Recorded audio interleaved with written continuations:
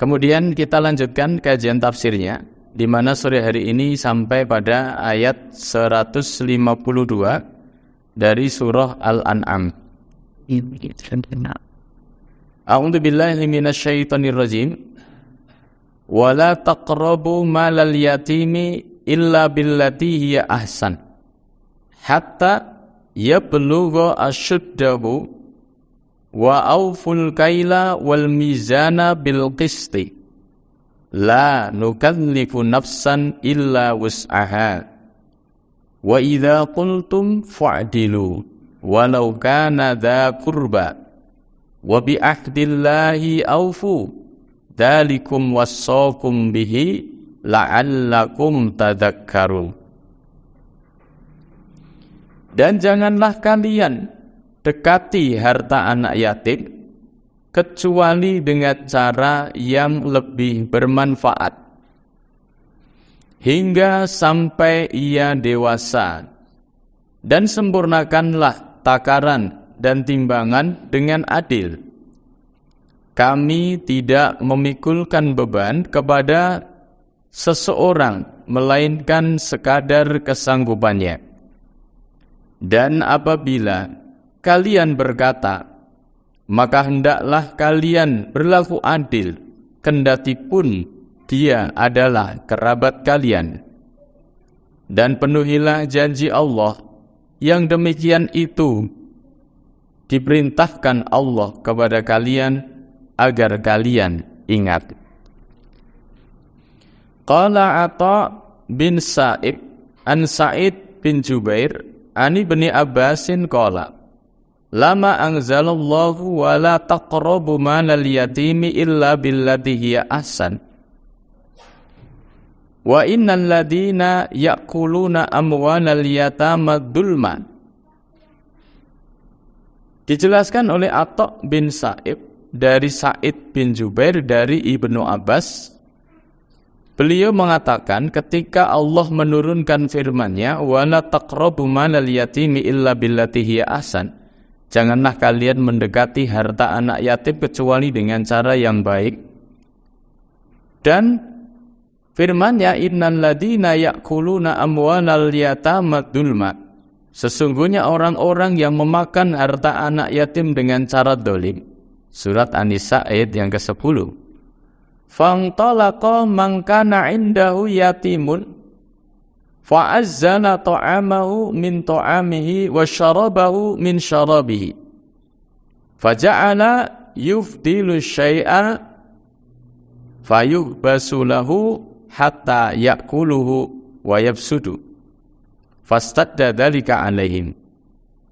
Nah, ketika turun ayat ini, maka para sahabat yang memiliki anak yatim itu segera bergegas pula untuk memisahkan makanan mereka dengan makanan anak yatim itu. Yang tadinya kan makan bareng. Ya, wong anak yatim itu tinggal di rumahnya. Karena turun ayat ini tidak boleh makan hartanya anak yatim, akhirnya dipisah. Jadi makannya anak yatim sendiri pakai hartanya anak yatim itu, makan keluarganya juga sendiri pakai hartanya sendiri. Nah, ternyata manajemen seperti ini malah jadi boros, karena ada sebagian yang kemakan, ada sebagian tidak dimakan. Ini fastada dzalika 'alaihim, itu menjadi kesulitan. Manajemen seperti ini ternyata menjadi sulit. Dipisah-pisah padahal hidupnya bareng. Ini makanya khusus anak yatim ini ya kan sulit ya. Fadzakaru dzalika li Rasulillah sallallahu alaihi wasallam, akhirnya mereka lapor kepada Rasul, ya Rasulullah gimana ini? Praktek ayat ini kok sulit banget. Wong faktanya tinggal bareng serumah, tapi makannya harus sendiri-sendiri. Yang namanya sendiri-sendiri itu kan jadi pembengkakannya banyak, malah boros kabeh. Di anak yatim juga boros, di keluarganya juga boros. Ini. Berbeda kalau bareng begitu di manage, itu malah lebih irit. Nah, fa'anzalallahu azza wa jalla, maka kemudian Allah menurunkan firman-Nya, wa yas'alunaka 'anil yatama qul islahul lahum khair wa in tukhalituhum fa ikhwanukum. Nah, surat Al-Baqarah ayat 220. Wa yas'alunaka 'anil yatama, mereka datang kepadamu wahai Muhammad mempertanyakan tentang anak yatim, tentang kesulitannya tadi, manajemen di makan itu. Qul, katakanlah kepada mereka, islahul lahum khair. Islah, memperbaiki mereka itu adalah baik. Jadi kalau tujuannya itu untuk memperbaiki supaya tidak jadi boros, supaya tidak terhambur-hamburkan habis, ya, maka itu adalah kebaikan. Wa in tukhalituhum wa ikhwanuhum, dan jika mereka bercampur dengan kalian, maka sesungguhnya mereka anak yatim itu adalah saudara kalian. Qala fa khalatu ta'amahum bi ta'amihim, akhirnya para sahabat yang memelihara anak yatim ini mencampur makanan anak-anak yatim itu dengan makanan mereka. Wasyarabahum, dan minuman mereka bisyarabihim, dengan minuman keluarganya. Rawahu Abu Dawud. Ya, hadis riwayat Abu Dawud. Nah, ini. Ya wong namanya satu rumah, nek sendiri-sendiri kan susah. Ya, ini masak sendiri khusus yatim itu ya. Minumnya juga sendiri, ini galonnya anak yatim. Susah banget itu ini sebenarnya. Ini. Maka tidak mengapa, bukan ya yang dimaksud memakan harta itu bukan seperti itu, akan tetapi memang dengan sengaja menghabiskan hartanya untuk hartanya anak yatim. Ya.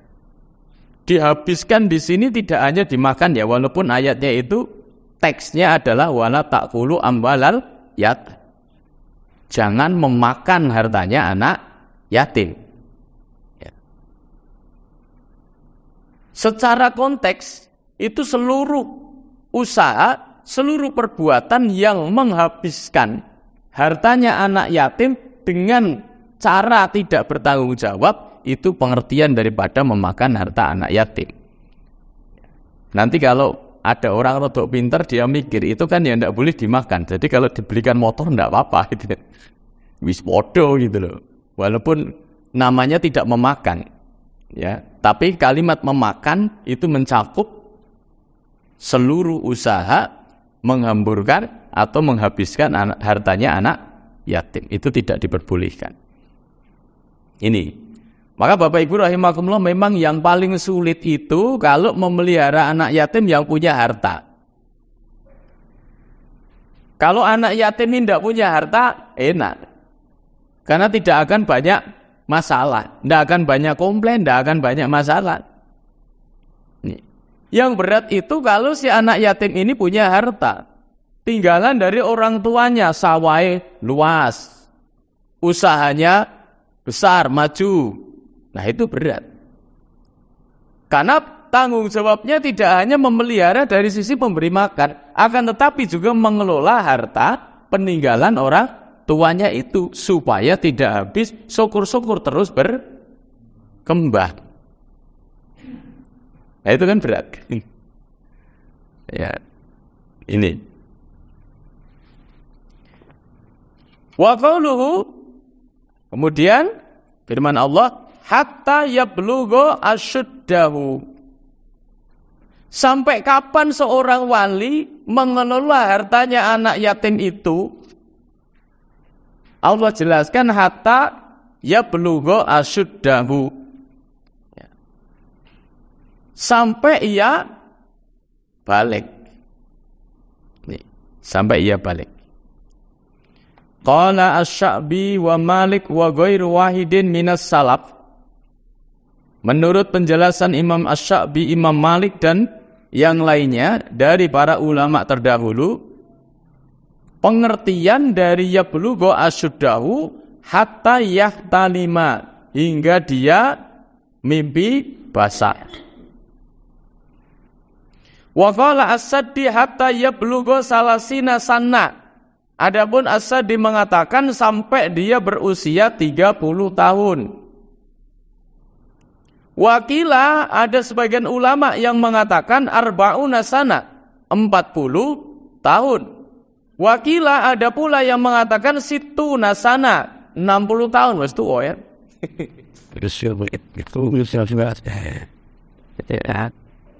Qala wa hadza kulluhu ba'idun huna. Beliau ini Ibnu Katsir mengatakan ini penafsiran ini jauh ini dari maksud ayat. Wallahu a'lam bishawab. Ala kuliah begini ya. Jadi sampai kapan seorang wali itu berkewajiban mengelola harta anak yatim? Ya. Sampai anak yatim itu bulughur rusdi. Bulughur rusdi itu maknanya apa? Mampu mengelola dan manajemen keuangannya sendiri. Asli. Jadi balik saja, mimpi saja itu tidak cukup. Ini terutama kalau anak yatimnya laki-laki. Ya. Kalau anak yatimnya laki-laki itu memang sampai dewasa, sampai balik. Tapi balik saja tidak cukup. Bulughur rusdi, ya, sampai dia benar-benar rasyid, benar-benar bisa mengelola keuangannya. Kalau belum, tidak boleh. Makanya kan sebelum diberikan itu harus diimtihan dulu, diuji dulu. Bisa tidak dia mengelola harta? Kalau tidak bisa, jangan diberikan. Kalau diberikan, dia langsung top. Nah ini yang berat di sini nih Pak. Kalau perempuan sampai mendapatkan suami yang baik, nyarikan suami itu juga termasuk tugasnya wali. Nah, jadi kalau jenengan ini ngopeni bocah yatim perempuan gitu ya, itu tidak hanya diempani sampai gede Pak, tapi harus dididik jadi anak yang solehah. Nanti harus dicarikan suami yang soleh, yang baik. Berat no nih, berat. Ini.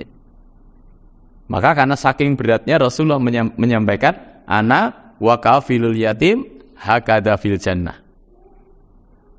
Aku dan orang yang memelihara anak yatim itu seperti ini di surga. Anak sange berat Pak. Orang mung timpani tok lho ya. Kadang-kadang kita itu kan gampang ya sebenarnya timpani wis. Sesuk mangkat sekolah terke sekolah dibayari, ndak ada cukup begitu. Ya, tapi harus benar-benar diperhatikan perkembangannya, pertumbuhannya, pendidikannya, ya, akhlaknya. Apalagi kalau perempuan itu sampai bisa mendapatkan suami yang baik. Nah, padahal sunatullahnya al-qanitatu lil qanitit, al-khabisatu lil khabisit. Itu sunatullahnya. Wanita-wanita yang taat untuk laki-laki yang taat. Wanita-wanita yang buruk untuk laki-laki yang buruk. Jadi nyuwun sewu nek jenengan duwe anak wadon itu, kepengin duwe mantu sing apik. Yo anake wadone jenengan kudu yo apik. Sebab wong apik iku ora gelem karo wong ora apik. Itu sunatullah, Pak. Nih. Kalau kita pengen punya mantu yang soleh, ya kita harus didik anak perempuan kita jadi anak yang soleha. Karena orang soleh itu tidak mungkin mau menikah dengan wanita yang tidak soleha gitu. Lu ono bocah bujang ketone soleh, kok gelem karo bocah wadon sing ora soleha. Iki berarti mung kesinge tok. Kesinge tok sing soleh. Ya jerone ya mbuh gitu. Kan itu sunatullah itu. Ya, sunatullah. Cara berpikir manusia mesti seperti itu. Manusia itu akan berpikir sesuai dengan ya orang yang ya sesuai. Itu yang disebut sekufu ya. Jadi dia akan mencari orang yang pikirannya sama. Jenengan tukang ngaji mesti golek bater ya padha-padha tukang ngaji. Ini. Sing ora tukang ngaji, batiran karo tukang ngaji, rasane ya riko bae. Ini. Jadi itu sudah sunatullah begitu.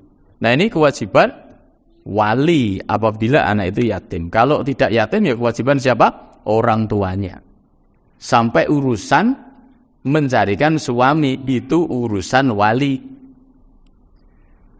Nek bocah wadon ya urusane bapak, kewajibane bapak. Dan yang mempunyai hak menikahkan anak perempuan kalau gadis itu adalah bapaknya. Artinya kalau bapaknya tidak mengizinkan, tidak bisa menikah secara syar'i, tidak bisa. Ini. Nah, disitulah tanggung jawab bapak itu memang lebih berat kalau anaknya perempuan. Ya, itu nek cah lanang wis ngono. Tanggung jawabnya tekan balik wis di sekolah, wis dididik, ya toh. Setelah balik iso mikir ya ngono, kowe mikir dhewe. Tapi nek anak perempuan ndak bisa begitu, Pak. Harus kita carikan suami yang baik. Nih, sampai mendapat suami yang baik baru kita lepaskan tanggung jawab, kita serahkan ke pundak si suami itu. Maka pernikahan itu disebut apa? Misaqon ghalidun, ndak tidak sesuatu yang sederhana. Itu sesuatu yang berat. Misaqon ghalidun, perjanjian yang berat. Itu kalau anak perempuan sampai mendapatkan suami yang bertanggung jawab, baru hartanya kita serahkan.